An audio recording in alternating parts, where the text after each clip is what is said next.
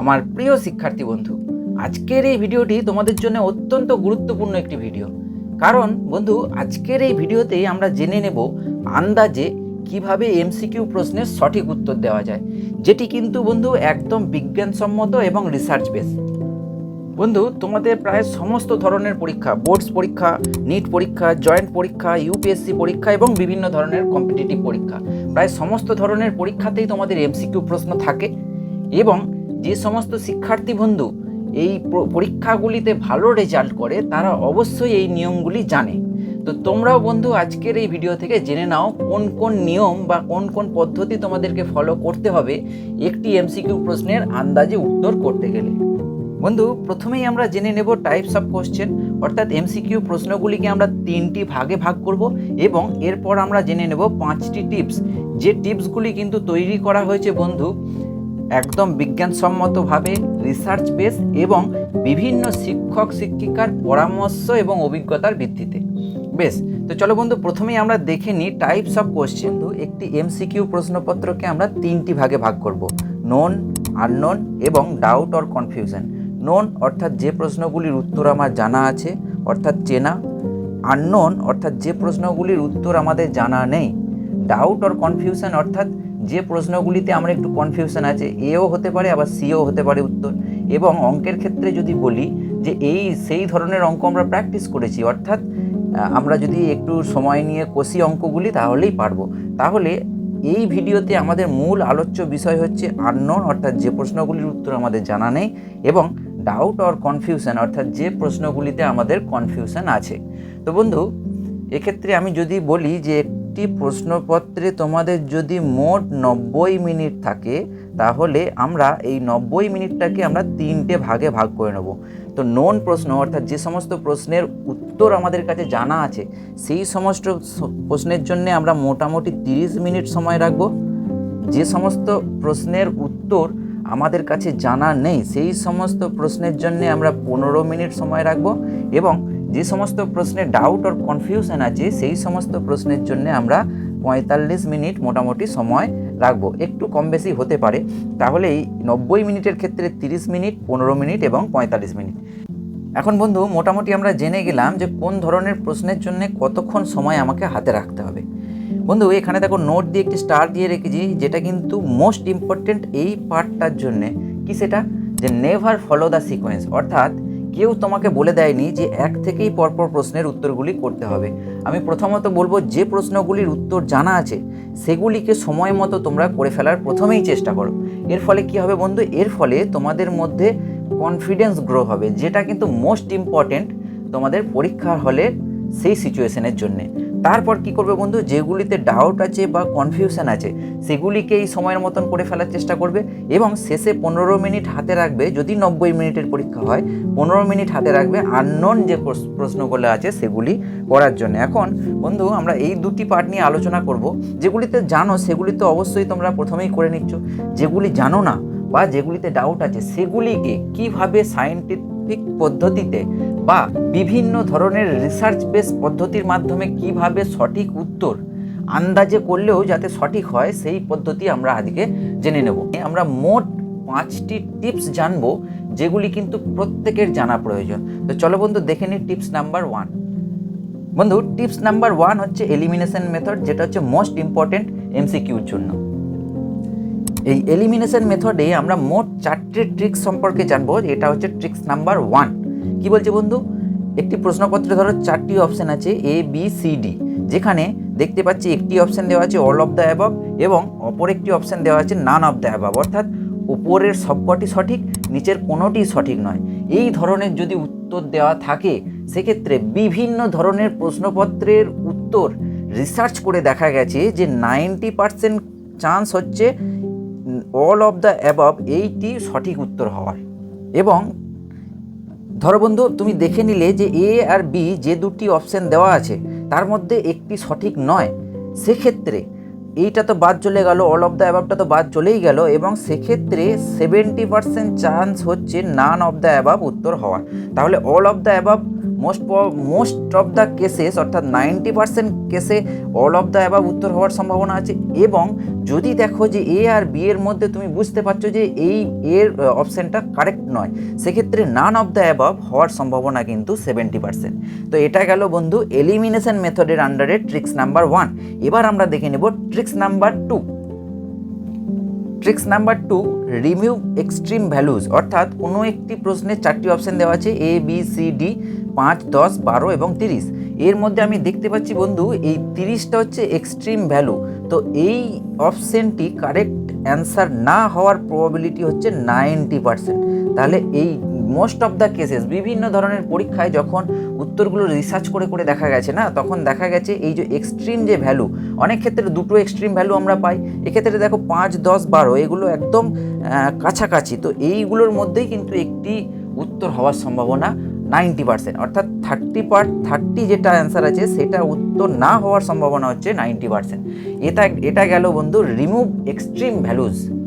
বন্ধু অনেক সময় হয় কি, টিচার্সরা এমনভাবেই কোশ্চেন সেট করেন যাতে করে ধরো তুমি একটি অঙ্ক সলভ করে প্রথমেই দেখতে পেলে যে প্রথম অ্যান্সারটা পেয়ে গেলে। তো টিচার্স এমনভাবেই প্রথম অ্যান্সারটা রাখার চেষ্টা করে যাতে করে টিচার্স জানেন যে তুমি কোথায় ভুল করতে পারো এবং সেই ভুল করার ফলে কি উত্তর আসতে পারে, সেই ধরনের উত্তর কিন্তু একদম সামনাসামনি রেখে দেন। তো সেই জন্য আমি বলবো যে প্রথম উত্তরটি এসে গেলেই তুমি একদম সরাসরি দাগ না দিয়ে আর একবার ভেরিফাই করে নেবে যে অ্যান্সারটা আমি ঠিক মতন বার করতে পারলাম কিনা, অর্থাৎ কোনো জায়গায় আমার ভুল হলো কিনা। বেশ বন্ধু, এবার আমরা দেখে নেব ট্রিক্স নাম্বার 3। ট্রিক্স নাম্বার 3টা হচ্ছে সিমিলার অ্যান্সার ট্রিক্স। অর্থাৎ একটি প্রশ্নে ধরো A B C D 4টে option দেওয়া আছে, যার মধ্যে তুমি যদি দেখো যে এ অপশানটাতে আছে 9 এবং সি অপশানটাতে আছে -9, অর্থাৎ দুটি কিন্তু একই ধরনের দেখতে, একটিতে প্লাস একটিতে মাইনাস। তাহলে 90% কেসেস যেটা হচ্ছে এই দুটির মধ্যেই অ্যান্সার হওয়ার সম্ভাবনা হচ্ছে 90%। তাহলে এইটা হচ্ছে সিমিলার ট্রিক। অর্থাৎ যিনি টিচার্স কোয়েশ্চেনটা সেট করেছেন তিনি অবশ্যই চাইবেন যে তোমাকে কনফিউশন করতে। অর্থাৎ তোমার ধরো উত্তর এলো -9, তুমি তাও আর একবার চিন্তা করতে বাধ্য হবে যে আচ্ছা 9 হবে না তো, মাইনাসটা ভুল করে চলে এলো না তো।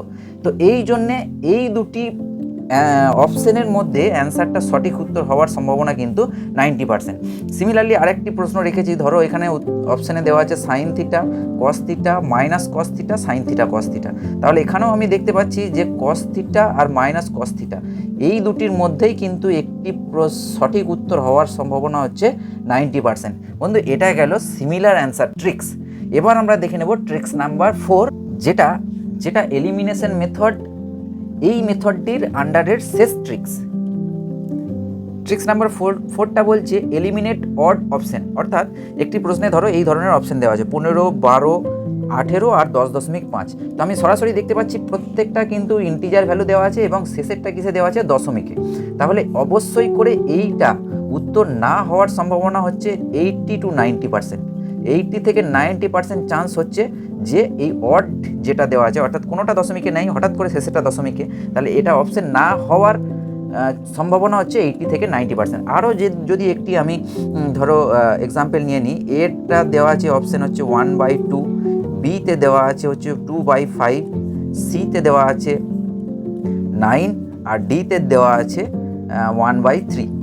তাহলে মোস্ট অফ দ্য চান্স হচ্ছে এইটা 9 অ্যান্সারটা হবে না, সেটা হচ্ছে 80 to 90%। তাহলে আমাকে প্রথমেই খুঁজে বার করে নিতে হবে যে অড অপশান কোনটা আছে, অর্থাৎ একই ধরনের দেখতে 9 অপশান কোনটা আছে, সেটাকে অবশ্যই করে প্রথমে আমরা বাদ দিয়ে দেবো। তো এটা গেল বন্ধু এলিমিনেশন মেথডের আন্ডারে এলিমিনেট অড অপশান।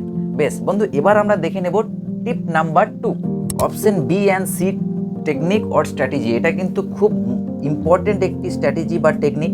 কি বন্ধু না, যিনি কোশ্চেন পেপার সেট করেন সেই শিক্ষক শিক্ষিকা মহাশয়াদের সঙ্গে কথা বলে দেখা গেছে তিনি সবসময় চেষ্টা করেন যে সঠিক উত্তরটি বি আর সি এর মধ্যে রাখার চেষ্টা করেন। এবং এছাড়াও বন্ধু বিভিন্ন ধরনের পরীক্ষার উত্তরপত্রগুলি রিসার্চ করে দেখা গেছে মোস্ট অফ দ্য কেসেস অর্থাৎ 70% ক্ষেত্রে দেখা গেছে অপশান হচ্ছে বি আর সি। তো এক্ষেত্রে বন্ধু আমি তোমাদের বলবো, ধরো কোনো একটা প্রশ্নে তোমার দুটো অপশান নিয়ে কনফিউশন আছে, এ আর সি। তো সেক্ষেত্রে অবশ্যই করে সি অপশানটির দিকে আমি যাওয়ার কথা বলবো। আবার ধরো বন্ধু একটি প্রশ্নে দেখা গেছে যে বি আর ডি এই দুটির মধ্যে কনফিউশন, সেক্ষেত্রে বি অপশানটির দিকে যাওয়ার কথা বলবো। কারণ বি আর সি ম্যাক্সিমাম নাম্বার অফ কোয়েশ্চেনে অ্যান্সারটা থাকার প্রবাবিলিটি কিন্তু 70% দেখা গেছে। তো এটা গেল বন্ধু বি অ্যান্ড সি স্ট্র্যাটেজি এবং টেকনিক। এইগুলি কিন্তু একদম বন্ধু বিভিন্ন ধরনের রিসার্চ এবং বিভিন্ন শিক্ষক শিক্ষিকার সঙ্গে কথা বলেই কিন্তু এই ধরনের অ্যান্সারগুলো তোমাদের সামনে তুলে ধরা হচ্ছে। বন্ধু এবার আমরা দেখে নেব টিপ নাম্বার 3। টিপ নাম্বার 3টা বলছে ভেরিফাইড টেকনিক। এটা হচ্ছে মোস্ট পাওয়ারফুল টেকনিক। কীরকম বন্ধু, ধরো একটি প্রশ্ন দেওয়া আছে যে এক্স প্লাস 2y = 3 এবং 2x - y = 6 সরলরেখা দুটির ছেদবিন্দুর স্থানাঙ্ক। তাহলে দুটি সরলরেখা দেওয়া আছে এবং দুটি সরলরেখা পরস্পর একটি বিন্দুতে ছেদ করেছে। তাহলে অবশ্যই করে এই যে অপশনগুলো আছে, আমি অপশনগুলো যদি যে কোনো একটা সরলরেখাতে বসাই তাহলে সেক্ষেত্রে কী হবে, বাঁ দিকে বসালে আমরা ডান দিকটা পেয়ে যাব। তাহলে দেখো বন্ধু 3 1 অর্থাৎ এক্সের ভ্যালু 3 আর ওয়াইয়ের ভ্যালু 1 যদি বসাই, 3 আর 1 তাহলে 3 আর 2 5 হচ্ছে না। এটা যদি বসাই তাহলে 3 এক্সের ভ্যালু 3 আর ওয়াইয়ের ভ্যালু 0, তাহলে 3 + 0 = 3। তার মানে কারেক্ট অপশন হচ্ছে বি। তো এই ধরনের বহু প্রশ্ন থাকে মোস্ট অফ দ্য কেসেস কোন ক্ষেত্রে না, ম্যাথসের ক্ষেত্রে। তো সেগুলিকে তোমরা এভাবে ভেরিফাই করতে পারো। অঙ্কটিকে সেক্ষেত্রে কোনো দরকার নাই কষে বার করার, তোমরা জাস্ট অ্যান্সার থেকে ভেরিফাই করে নিতে পারবে যে সঠিক উত্তর কোনটা হচ্ছে। তো এটা গেল বন্ধু ভেরিফাই টেকনিক। এবার আমরা দেখে নেব টিপ নাম্বার 4, রিমেম্বার দেন স্কিপ।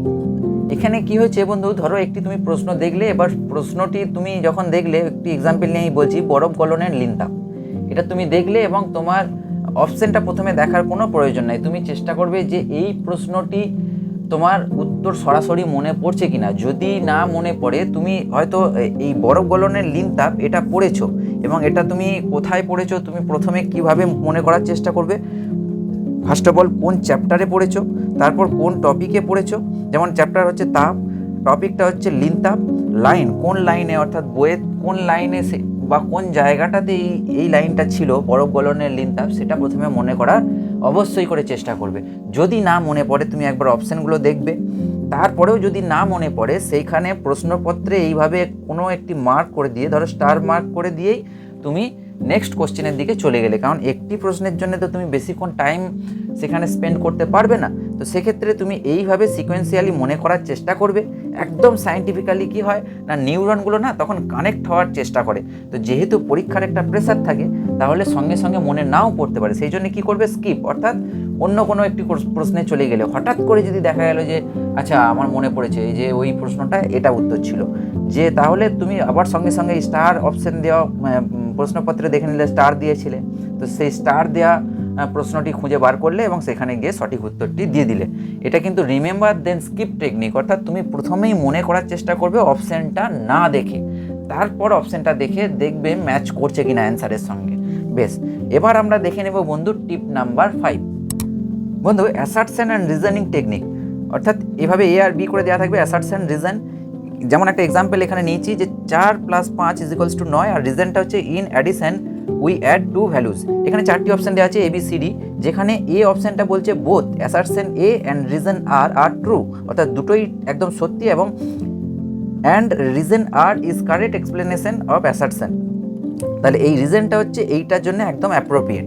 এই অপশানটা হওয়ার সম্ভাবনা কিন্তু 90%, অর্থাৎ 90% কেসেসে দেখা গেছে যে এই অপশানটা হচ্ছে correct option.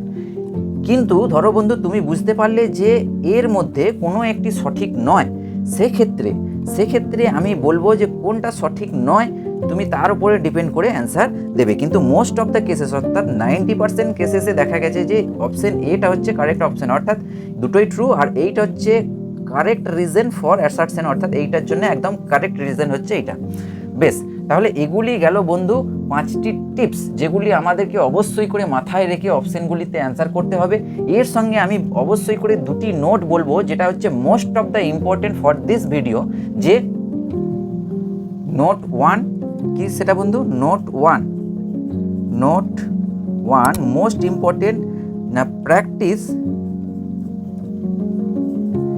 as many as you can, অর্থাৎ যতটা সম্ভব প্র্যাকটিস করা যায় মাল্টিপল চয়েস কোয়েশ্চেন তত ভালো তোমার পক্ষে। কারণ তুমি যত মাল্টিপল চয়েস কোয়েশ্চেন প্র্যাকটিস করবে তত কমন পাওয়ার প্রবাবিলিটি কিন্তু তত বেশি। এবং নোট 2টা কি বন্ধু, গিভ এক্সাম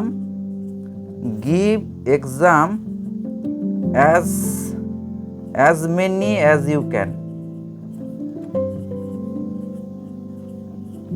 যত সম্ভব পরীক্ষা দেওয়া তোমার সম্ভব তুমি পরীক্ষা দেবে। এতে করে কি হবে, তোমার যেমন একদিকে টাইম ম্যানেজমেন্ট হবে, একই পাশে তুমি বুঝতে পারবে যে তোমার কোন কোন জায়গায় ভুল হচ্ছে এবং কোনগুলি কারেকশন করা প্রয়োজন।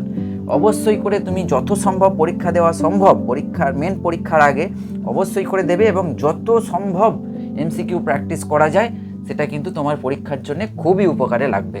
তো এই ছিল আজকের এই ভিডিওটি বন্ধু। আবার তোমাদের সামনে হাজির হব নেক্সট একটি ভ্যালুয়েবল ভিডিও নিয়ে। ততক্ষণের জন্য খুব ভালো থেকো, খুব মন দিয়ে পড়াশোনা করো। Good bye.